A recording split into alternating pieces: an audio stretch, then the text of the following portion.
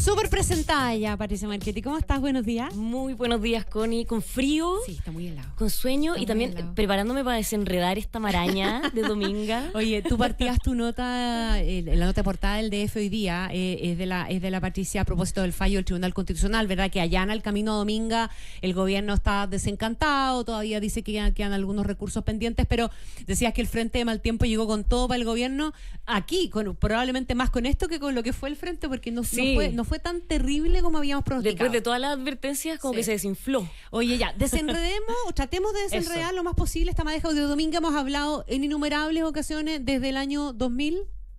Hace 12 años 12 atrás. 12 años, ¿no es cierto? Sí. Ya. La historia parte hace 12 años hace atrás. 12 años y no atrás. termina todavía. No termina, pero sí, al parecer, le queda poco. Porque después de este fallo del Tribunal Constitucional, el gobierno pierde una de sus principales cartas, Connie, para frenar el proyecto minero portuario. Yo me imagino que muchos de ustedes se acuerdan, y los que no han estado en 12 años en Chile, este proyecto emplazado en La Higuera, camino a punta de Choros, donde uno va a ver las ballenas, los pingüinos, los delfines. Entonces, por eso también el centro del debate de si este proyecto es compatible con esa zona o no. Entonces, ¿qué pasa con lo del Tribunal Constitucional? El Tribunal Constitucional lo que dice se refiere a una contienda de competencias que había presentado el Servicio de Evaluación Ambiental en representación del Comité de Ministros, es decir, en representación del gobierno, respecto a un fallo en particular de febrero de este año del primer Tribunal Ambiental. Aquí ya se empieza a enredar la cosa. Entonces, voy a rebobinar un poco para que podamos entender cómo llegamos a la contienda de competencias.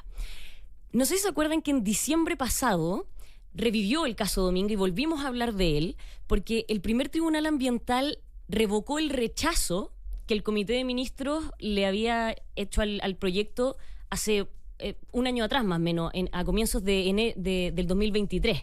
Entonces dijo, Comité de Ministros, usted votó ilegalmente el proyecto, no se ajustó a lo que yo le había dicho que tenía que votar, y además votaron ministros que no deberían haber votado porque ya se habían pronunciado previamente respecto a su opinión del proyecto. Y esto fue en diciembre. Entonces ahí el primer Tribunal Ambiental dice, Comité de Ministros tiene que volver a votar, tiene que volver a juntarse y esta vez ajustarse a todo lo que yo le he dicho que tiene que decir. Entonces le pone una serie de directrices, por así decir, al Comité de Ministros. El comité se junta en enero de este año. Me imagino que recuerdan esos titulares como Comité de Ministros se reúne sin ministros, eran puros subrogantes. Exacto, por las inhabilidades. Así es. Y el Comité de Ministros vuelve a votar, esta vez sin ministros, y rechaza por tercera vez el proyecto. Y ahí el comité hizo algo que fue bastante cuestionado, pero que otros defendían, que es que cuando vuelve a rechazar, lo hace en base a reclamaciones que no había revisado en la instancia anterior. Y entonces, en febrero de 2025, el primer Tribunal Ambiental le dice, Comité de Ministros, ok, usted volvió a votar, pero no se ajustó a lo que yo le pedí, porque agregó cosas que yo no le dije que tenía que agregar. Entonces le pide o le exige, le ordena al CEA, en su calidad de Secretaría Técnica del Comité de Ministros, que emane un acto complementario a esta resolución, a este rechazo que había hecho el comité en enero, que esta vez sí se ajuste a esas directrices que le había dicho en diciembre. Y aquí, la madre del cordero, esta es la contienda de competencias que presenta el gobierno, porque dice, el Tribunal Ambiental no me puede decir a mí y no le puede decir al CEA que intervenga una decisión del Comité de Ministros, porque no es su atribución. Y además, si es que cumplimos lo que el primer Tribunal Ambiental nos está diciendo, prácticamente no nos deja ningún margen para hacer otra cosa que aprobar el proyecto. Y entonces, por eso el gobierno llega hasta el Tribunal Constitucional con esta contienda de competencias para, en el fondo, dilucidar si efectivamente el primer Tribunal Ambiental estaba inmiscuyéndose en las atribuciones que tiene el Comité de Ministros al ordenarle al CEA que modificara su votación. Y el Tribunal Constitucional le da este portazo la noche de este miércoles al gobierno porque lo rechaza y le dice básicamente, ¿sabe qué? Yo no soy la instancia... No es aquí, se equivocó de sede. Yo no soy la instancia para revisar si esto está bien o está mal y de hecho, Comité de Ministros, gobierno, usted ya apeló a este fallo en la Corte de Apelaciones. Lo hizo el gobierno después de este polémico fallo del primer Tribunal Ambiental de febrero. Entonces, esto también se está revisando en la Corte de Apelaciones. Y había mucha expectativa al interior de la moneda de que esto tuviera otro desenlace. Porque además, perdona, es la segunda vez que el Tribunal Constitucional en poco tiempo le da un portazo al gobierno, a pesar de la conformación que tiene el tribunal, lo que habla muy bien del tribunal, pero en esta sospecha que todo el mundo tiene siempre de las composiciones políticas, de los nombramientos, etcétera, etcétera. Se lo dio la vez pasada con la venta de la Casa Allende, con la fallida venta de la Casa Allende, y ahora con esto. Y había mucha expectativa porque cuando el TC declara admisible esta contienda de competencia, eso ya era un muy primer indicio de que quizás el escenario podía ser distinto. Y además se contaba con el voto de la ministra presidenta Nancy Yañez, también estaba el ministro Mario Gómez, pero, y aquí es como para ponerle un poco de sabor a la trama, justo un día antes de los alegatos, el ministro Mario Gómez se inhabilita, y ese se contaba como un voto que podía ser favorable al gobierno, y se inhabilita porque su hija tiene un cargo en una de las divisiones del Ministerio de Energía, entonces se podía prestar como para... Lógico. Claro. Y bueno, entonces... el TC determina que no tiene, que no hay una invasión de competencias, básicamente, y que no le corresponde a él determinar esto, sino que esto se está revisando en otro tribunal. ¿Cuáles fueron las reacciones a este fallo del Tribunal Constitucional? La ministra vocera de Gobierno y subrogante, Isabel Echeverri, decía que no lo evaluamos para bien o para mal, sino que era parte del proceso. El ministro Grau lo pillaron ahí saliendo de la moneda y él no quiso referirse al tema, se escuchaba bien molesto, y el Ministerio de Medio Ambiente, que ha sido el protagonista en todo esto, dijo que va a evaluar todos los recursos que quedan pendientes y que se están revisando en otras instancias. Están analizando el fallo. ¿Y cuáles son esas otras instancias, Connie? Como les decía, la Corte de Apelaciones y la Corte Suprema. ¿Por qué la Corte Suprema? Porque cuando en diciembre el primer tribunal revive este proyecto al ordenar una nueva votación, ahí tanto las organizaciones medioambientales como el Servicio de Evaluación Ambiental presentan un recurso de casación ante la Corte Suprema para defender que la última votación, es decir, la de hace más de un año, estaba bien hecha y sí se había ajustado a las directrices que le había ordenado en su minuto el primer tribunal ambiental. ¿Qué pasa? Los abogados con los que hemos podido conversar, abogados constitucionalistas, abogados expertos en derecho administrativo, ven poco probable que la Corte Suprema al gobierno le vaya bien, porque cuando la Corte Suprema, hace solo unas semanas, la Corte Suprema se reunió el 19 de mayo para dar cuenta de la admisibilidad de los recursos de casación y sorprendió porque dejó inmediatamente la causa en acuerdo. Y esto significa que los ministros ya acordaron una decisión y proceden a escribir la sentencia. Entonces, para nadie eso es una buena señal para el Ejecutivo, y lo más probable es que la Corte Suprema, similar de una u otra forma a lo del TC, diga que aquí no tiene mucho pito que tocar, esto no lo va a acoger o no va a acoger estas casaciones. Y por otro lado, tenemos también la Corte de Apelaciones, que revisa esta apelación del Servicio de Evaluación Ambiental al fallo de febrero del primer tribunal ambiental, pero lo mismo.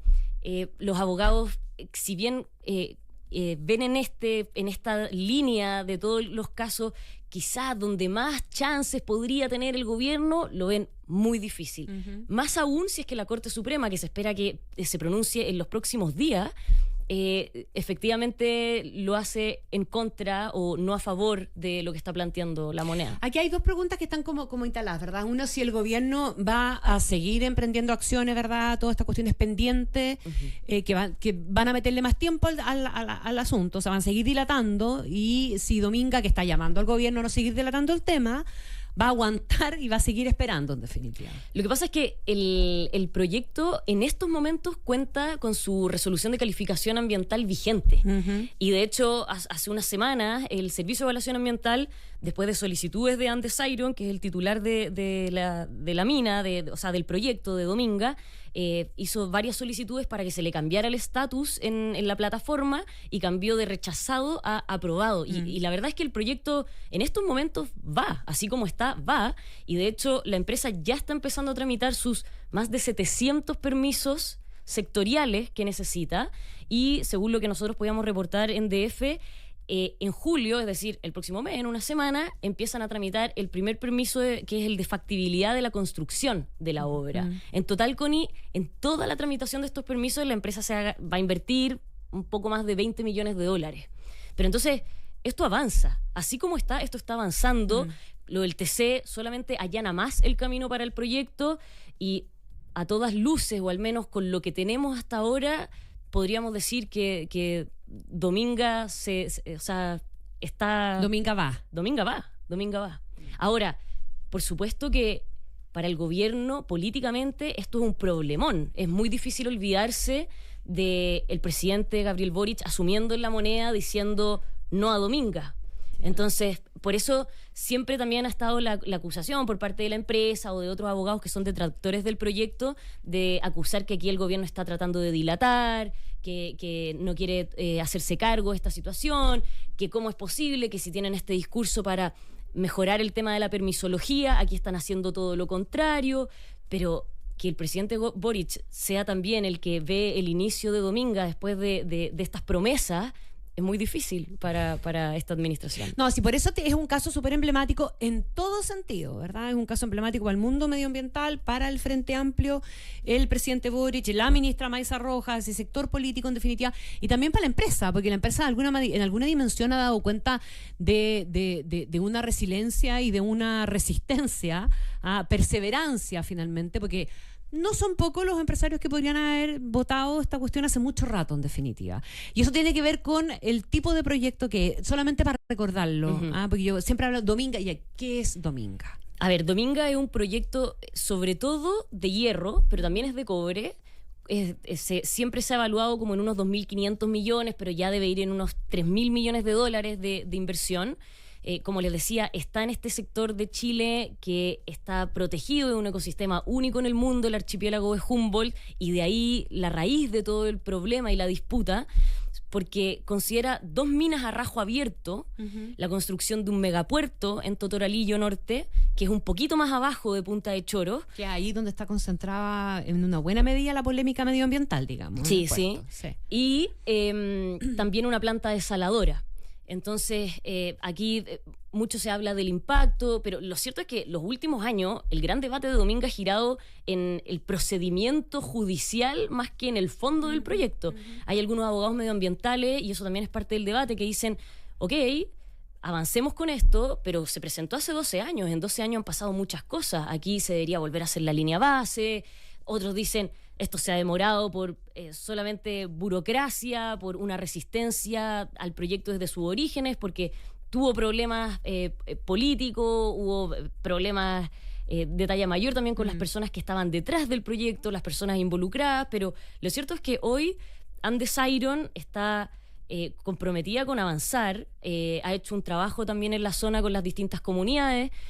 La higuera está dividida por la realización del proyecto, o sea, personalmente me ha tocado conversar con las comunidades que viven del turismo marino sobre todo, y que tienen una relación más cercana con lo que es el medio ambiente, por así decir, con el tema de las ballenas, los delfines, los pingüinos, están absolutamente en contra de esto.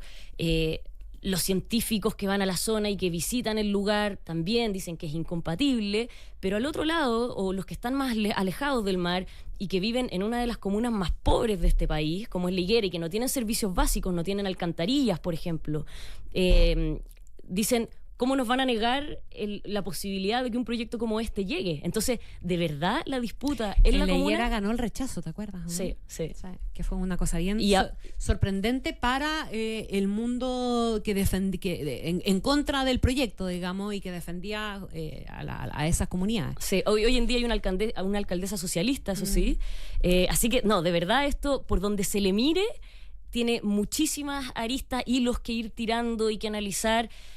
Pareciera que queda poco, al menos desde el punto de vista judicial, pero bueno, aquí de todas formas pueden seguir presentándose algunos recursos.